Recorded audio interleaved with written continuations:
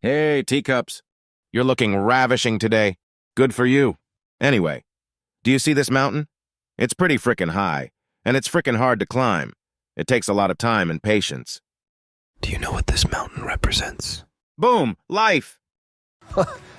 Holy So with that in mind, it's pretty important to choose the right mountain to climb. You might spend most of your life slumping yourself up a mountain, leaving a trail of oxygen tanks on the way, only to get to the top and think, shit, this isn't the view I wanted. And I'm out of oxygen. Ah! So when we're looking up at all these mountain peaks, wondering what we want our life to be like, how do we choose which mountain to climb? Society tells us to climb the mountain of wants. On the way to the top, you plod along your steady career path, pick up money, maybe some investments, and step by step get a car, a house, and then a nicer car and a bigger house. You promise yourself you'll be happy when you get to the top.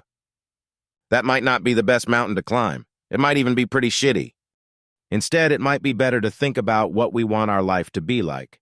From the bottom of the mountain to the top, we should think about what we want to do, who we want to spend our time with, how much time we want for ourselves, how much stress we can handle, the importance of our health, and how we want to feel.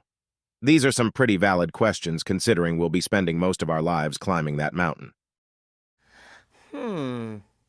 Maybe you want to stop and smell the roses on the way up. If we think happiness is at the top, we may be constantly thinking about the peak and not paying attention to the amazing views we already have around us. It's so much more beautiful than I could have ever even imagined. What do you want your mountain to be like? If you're stood at the bottom of one and can't motivate yourself to leave base camp, maybe it's the wrong one.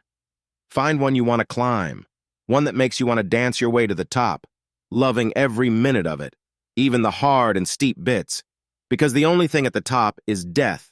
It's literally called the death zone.